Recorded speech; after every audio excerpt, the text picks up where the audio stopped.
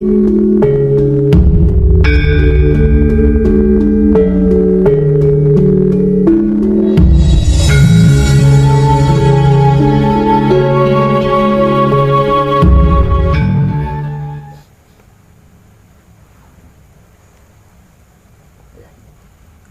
lagi? Oh.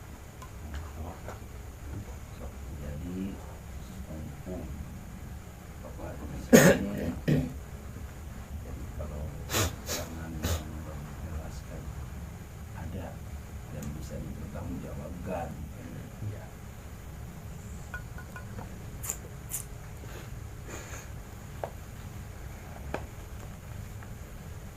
Nah, ini mewakili yang baru.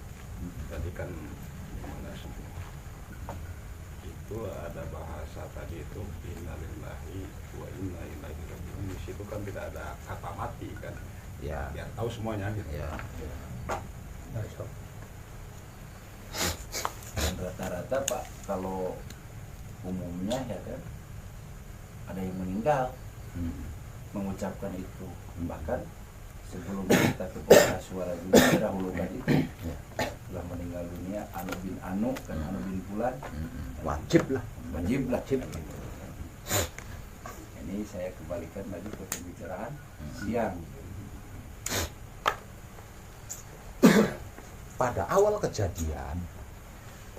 kejadian, ketika Tuhan menciptakan manusia tersebut Adam, sebelum Adam dihidupkan, baru tercipta wujudnya saja, Tuhan berfirman, aku ambil sebagian ruhku.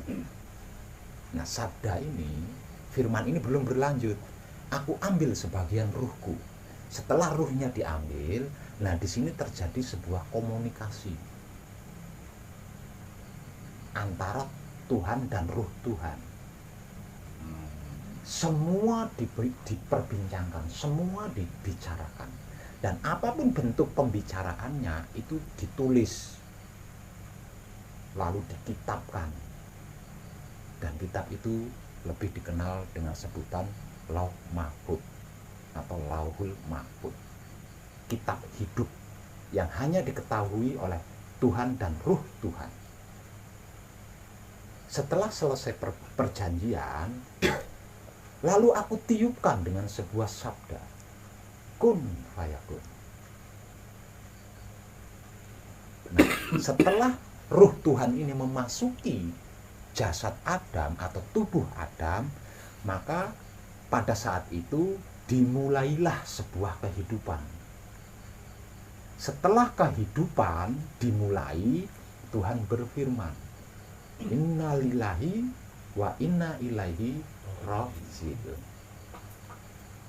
Berpesan. Itu pesannya. Jadi dia tidak berpesan apapun di situ. Kamu harus mau, enggak begitu. Dia hanya berpesan inna lillahi wa inna ilaihi raji'un. Yang pada intinya, ingat, kamu harus kembali kepadaku. Intinya seperti itu intinya.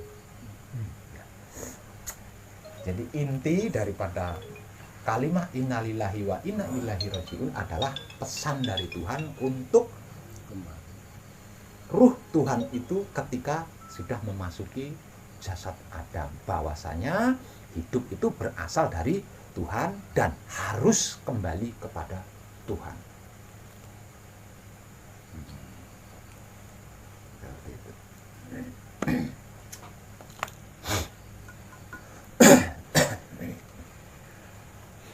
Entah bagaimana awalnya, saya sendiri kurang paham itu ya. Entah bagaimana awalnya, saya sendiri tuh kurang paham. Sangat langkah di antara kita yang mau pulang kepada Tuhan, yang mau pulang kepada Allah. Sekalipun ayatnya sangat jelas, pesannya sangat jelas, innalillahi wa inna ilaihi raji'un. Tapi enggan, bahkan tidak mau kembali kepada Tuhan. Maunya kembali ke surga, karena di surga ada bidadari 41, ada sungai madu, ada kolam susu. Maunya kembali di sana. Sampai-sampai mempunyai banyak uang itu dibagikan kepada fakir miskin, yatim piatu, orang jompo demi untuk mendapatkan surga. Nah, ini parahnya. Padahal tempat kembalinya adalah Allah. Jadi suatu acuan, Pak. Surga itu jadi acuan. Nggak berhenti di situ. Sampai-sampai dibela-belain melakukan bom bunuh diri, ngebom masjid, ngebom gereja, ngebom hotel demi surga. Tapi sifat-sifat Tuhan yang ada di dalamnya tidak dikeluarkan. Inilah wa ila Seperti seperti tidak boleh menfitnah, tidak boleh mengadu domba, tidak boleh membenci, itu malah tidak dilakukan. Tapi syarat-syarat untuk penebusan surga dilakukan. Syarat-syarat untuk mendapatkan surga itu dilakukan, tapi perintah Tuhan tidak mau dilakukan. Itu salah satu bukti kalau seseorang itu tidak mau kembali ke Tuhan, maunya kembali ke surga. Yang namanya surga itu diukur dari amal ibadah. Kalau amal ibadahnya sehari, berarti kita tinggal di surga hanya sehari. Lebih dari sehari, keluar lagi dari surga. Habis kontrak. Benar, Pak. Kan begitu. Lalu surga itu kan imbalan Iya. dari apa yang kita perbuat. Nah, kalau sekali kalau kebaikan yang kita perbuat hanya sehari, berarti imbalannya masuk surga kan hanya sehari. Ini yang lepas dari kesadaran kita. Padahal yang abadi, yang langgeng itu Allah. Dan kita diperintahkan untuk kembali kepada Allah karena kita berasal dari Allah. Nggak mau milih surga. Kan di surga ada bidadari. Oke. Di surga ada bidadari 41. Cantik-cantik atau mungkin lebih dari 41. Cantik-cantik, bahenol-bahenol, montok-montok. Oke.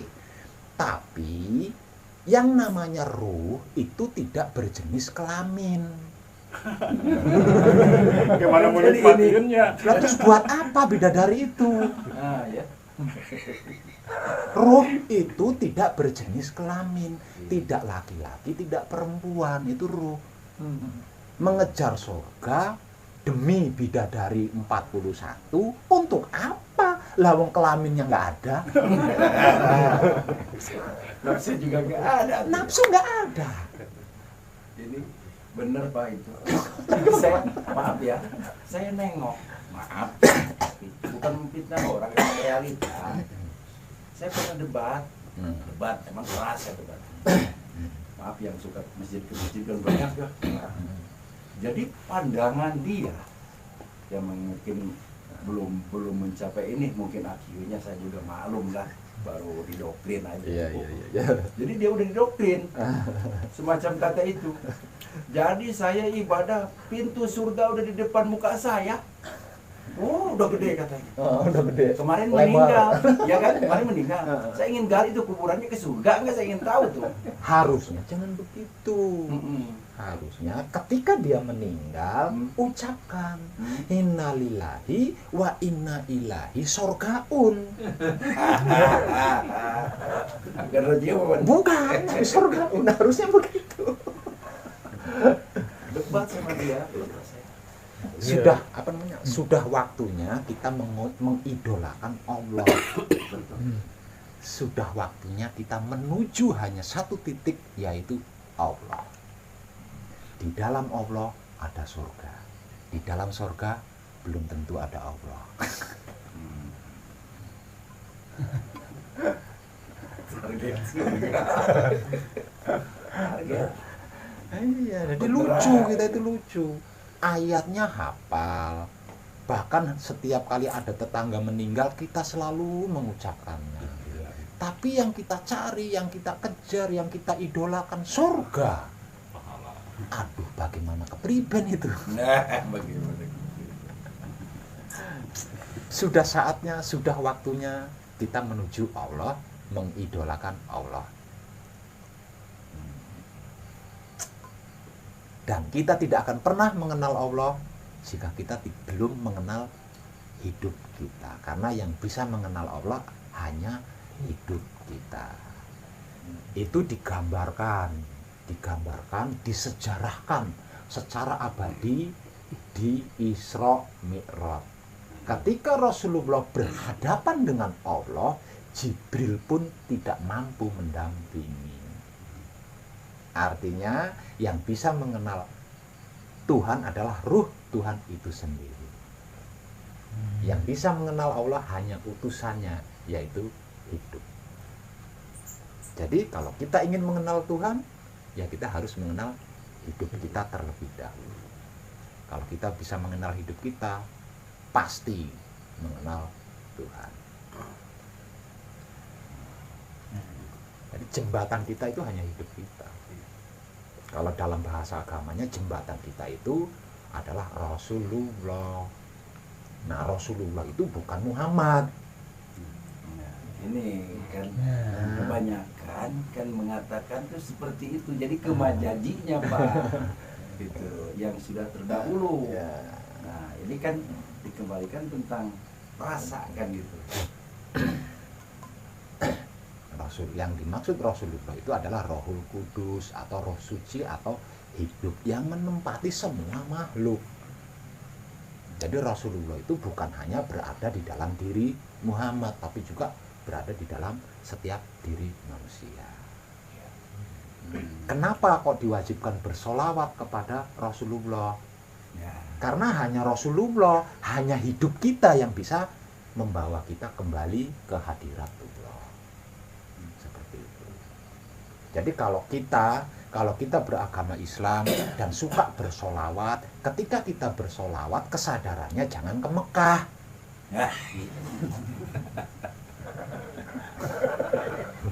Jauh kan. Kejauhan, tidak nyambung. Kesadarannya adalah ke dalam diri. Karena solawat itu diperuntukkan untuk hidup kita. Karena hidup kita adalah utusan Allah atau Rasulullah. Seperti itu.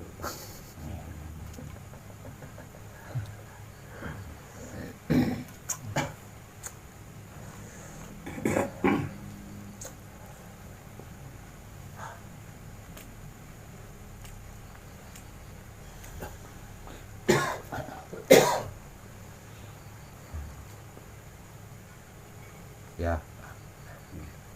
Iya.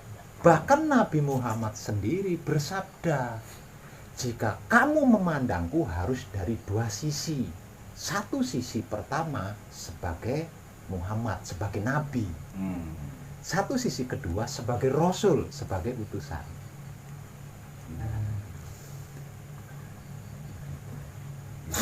Kembali tentang surga. Nabi Muhammad bersabda,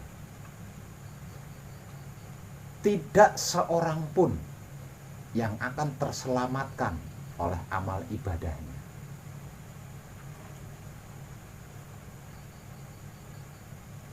Itu Nabi yang mengatakan itu Nabi loh Pak.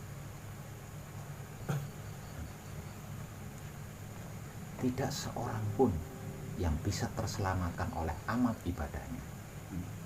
Artinya yang bisa masuk surga.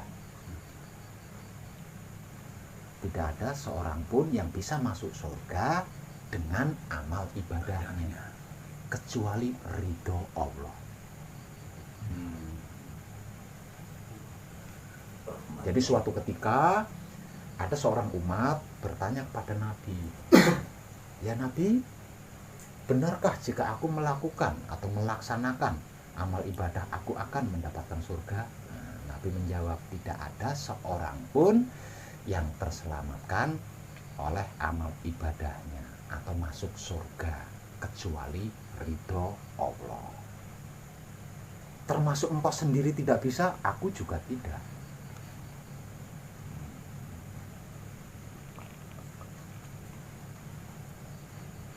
Itu ada hadisnya.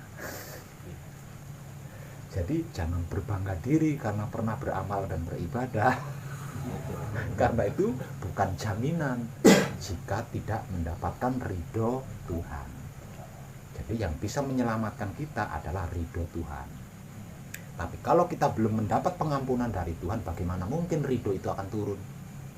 Kalau ridhonya Roma Irama ada. Ya, ridho Roma.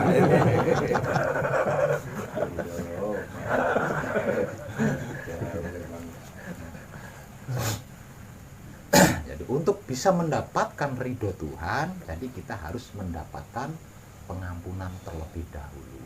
Nah, untuk mendapatkan pengampunan ya kita harus minta pengampunan. Caranya minta pengampunan kunci. Coba, karena itu bacaan kunci ada yang berbunyi kula nyuwun pangapura. Iya.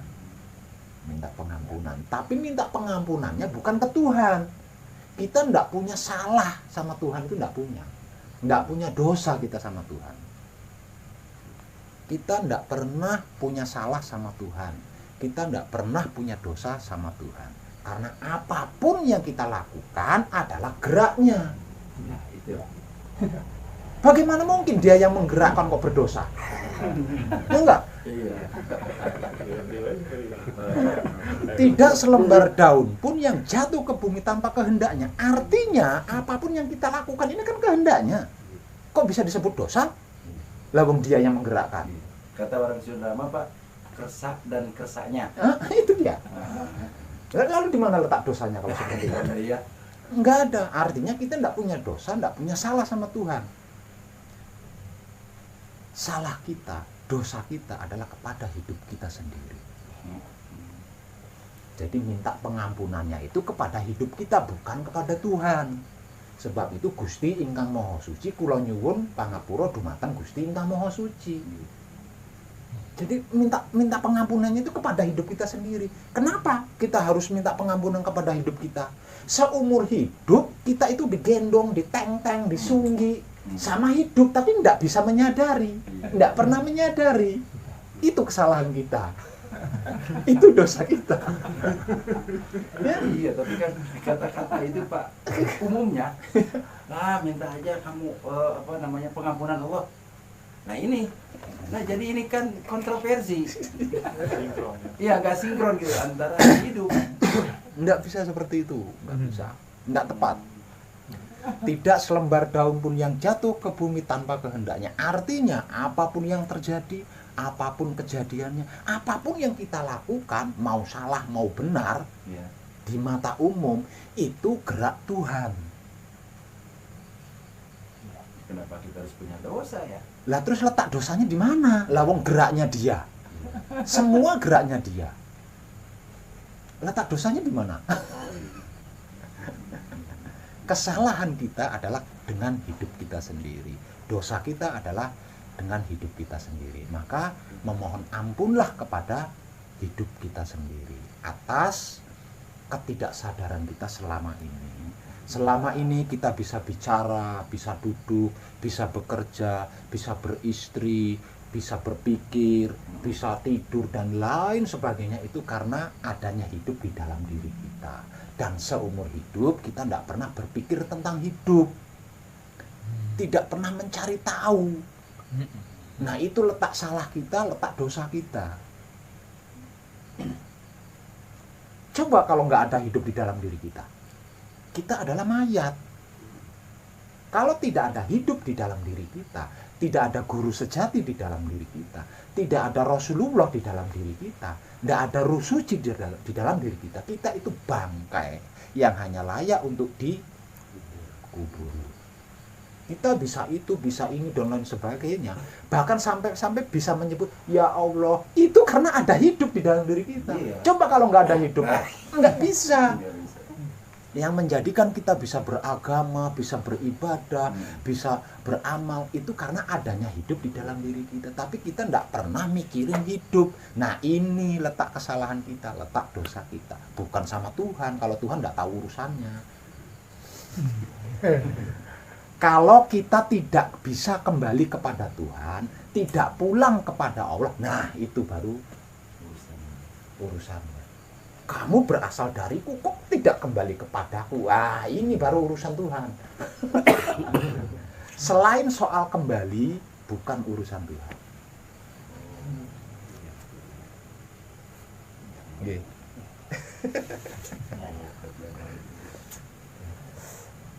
Ya. Nah, kalau seumur hidup kita mengejar surga terus, nah itu baru urusan Tuhan itu. Di pahala terus ya, ada ketua pahala. Ada. Kalau banyak gitu.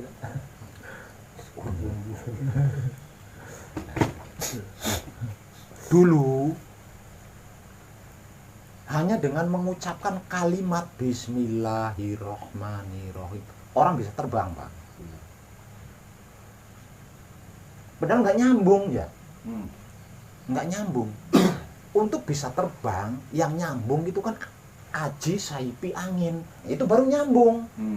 Sama yang namanya sama urusan terbang itu baru nyambung. Tapi kalau yang dibaca adalah kalimat Bismillahirrohmanirrohim, bisa terbang kan nggak nyambung. Tapi bisa dulu. Kenapa bisa seperti itu? Sekarang coba baca Bismillahirrohmanirrohim 1.000.000.000 kali katakanlah. Itu pun dibarengi dengan puasa. Coba suruh terbang. Nggak akan bisa, Pak. Itu karena apa? Karena ketika orang dulu ketika menyebut atau mengucapkan Bismillahirrohmanirrohim, itu kesadarannya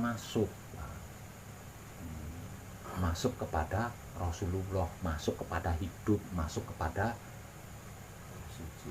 guru sejati atau roh suci. Jadi kesadarannya nggak keluar.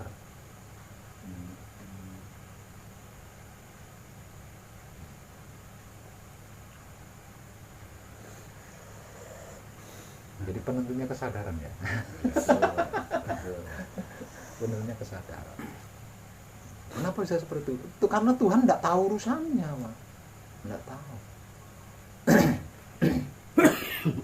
Silahkan engkau mau melakukan apapun, sudah aku sediakan di situ. Tapi ingat, kamu berasal dariku dan harus kembali kepadaku. Hanya itu saja. Selain itu, no way. No problem.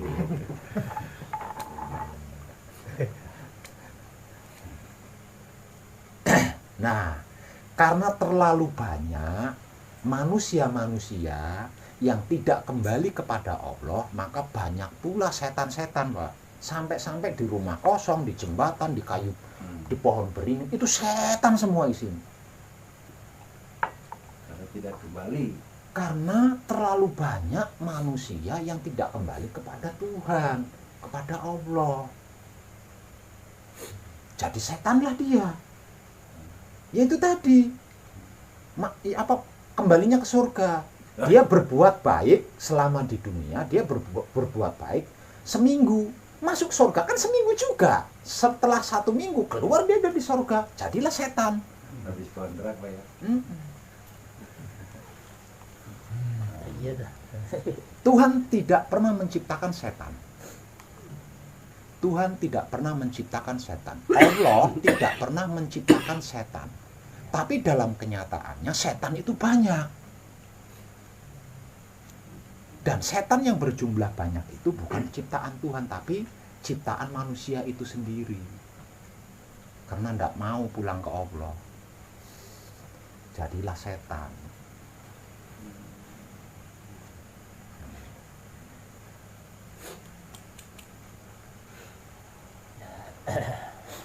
Jadi sudah waktunya kita mengurangi setan-setan itu tadi.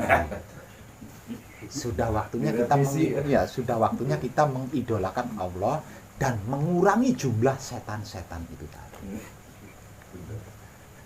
Jangan ditambahin. Jangan ditambahin lagi, Pak. Udah penuh.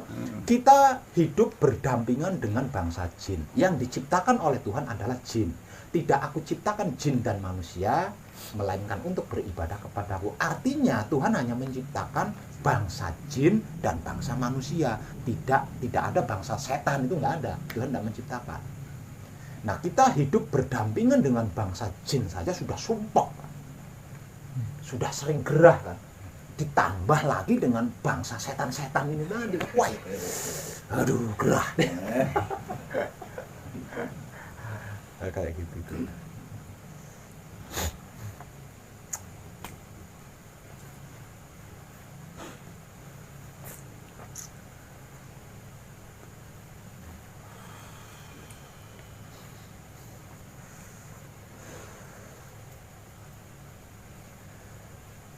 Ada lagi?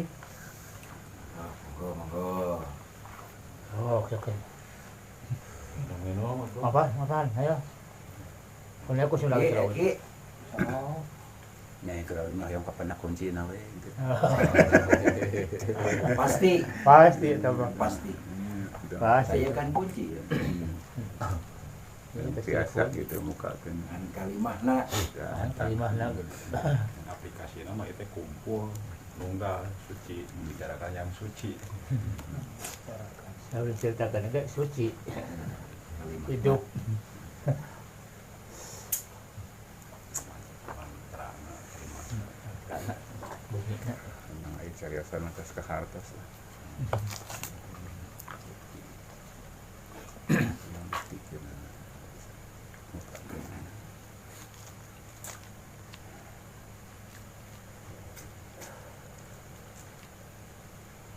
Itu yang tadi Pak sangat realitas sekali. Yang Bapak mengumpamakan cangkang rokok dibikinkan mobil-mobilan, itu sangat netral sekali. Iya, Ya kan? Iya, seperti itu. Kita sudah mau menghilangkan aktivitas sehari untuk memikirkan ini supaya cangkang rokok ini supaya jadi mobil-mobilan. Ternyata sudah dibuat, sudah dibikin, sudah bagus, terus uyap-uyap, dihancurin. Nah seperti itu juga. Iya. Makanya Allah di situ katakan tidak akan menyakitimu.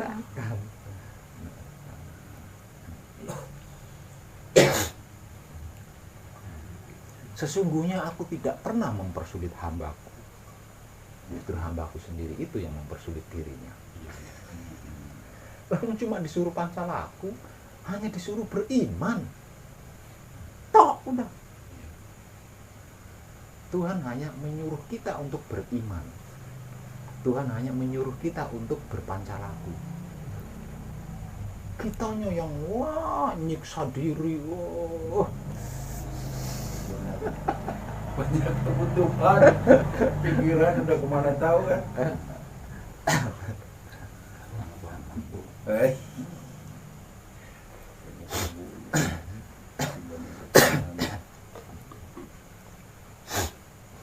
Kalau di dalam agama Nasrani ada sebuah ayat yang menjelaskan suatu ketika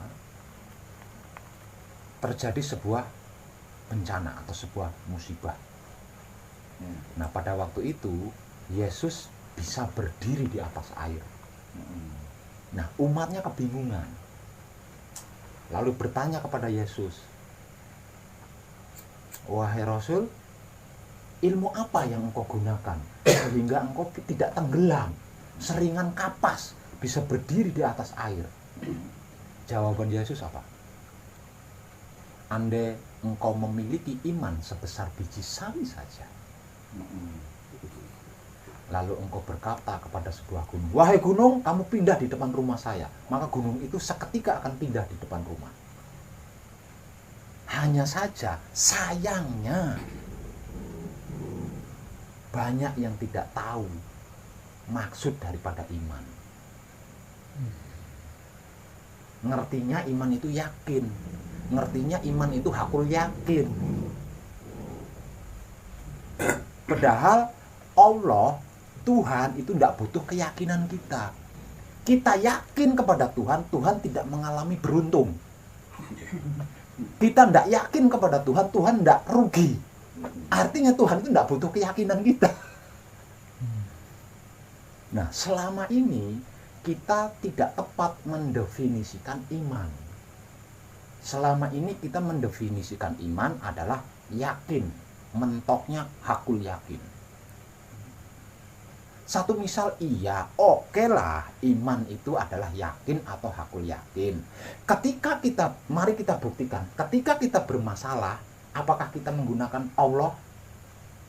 Padahal kita udah hakul yakin loh ini ya, udah mentok. Pasti yang digunakan bukan Allah, Pak, yang digunakan ini. Pikiran. Sama ini. Mani. Yang digunakan. Satu misal kita punya kasus gitu. Iya, Pasti bayar pengacara. betul. Bukan Allah yang digunakan. Tapi dibilang tidak iman karena dia sudah terlanjur ya mendefinisikan iman itu adalah yakin. Kamu tidak yakin ya dengan adanya Tuhan, marah dia. Ya. Kalau iman itu adalah yakin, artinya harusnya apapun kejadiannya, segenting apapun kejadiannya, harusnya itu Allah yang digunakan, bukan selain Allah. Nah, kejadian-kejadian itu kan memberi pelajaran kepada kita bahwasanya maksud dari iman itu bukan yakin.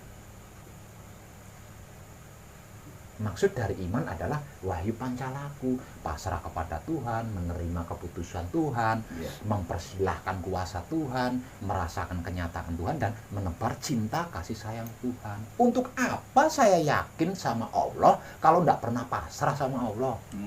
Untuk apa saya hakul yakin sama Allah kalau tidak pernah menerima keputusan-keputusan Allah? Untuk apa yakinnya?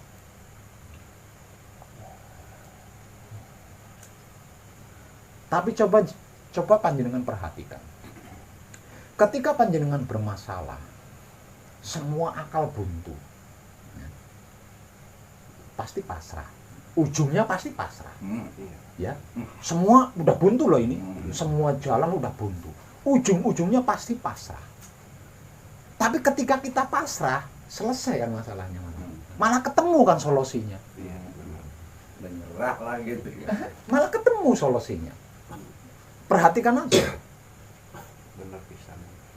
Ya, perhatikan saja ketika udah nyerah, sudah buntu semua kan, cari solusi ke sana buntu, solusi ke sini buntu, jalan keluar ke sana buntu, akhirnya kan gitu. Terserah deh. Malah selesai, malah dapat solusi. Perhatikan aja. Tapi selama ini kan kita nggak menyadari bahwa pasrah itu adalah bagian dari iman. Kalau saja kita menyadari bahwa pasrah itu bagian dari iman, tentunya kita sudah istiqomah pasrah sejak dulu. Tidak nunggu kepepet. Pasrahnya itu tidak nunggu kepepet. Rek naon tuh. Rek naon. Halo.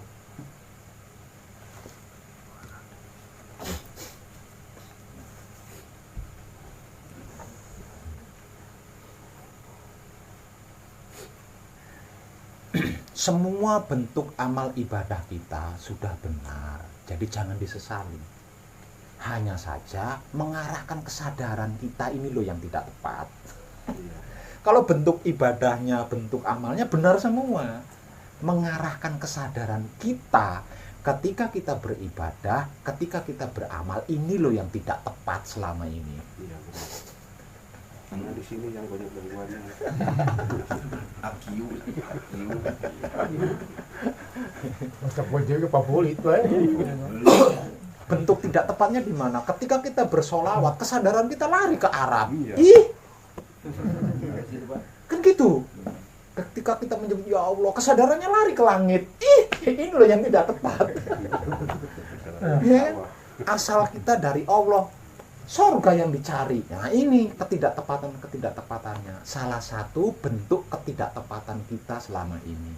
Kalau bentuk ibadahnya benar, bentuk amalannya benar, arah kesadarannya ini yang nggak tepat.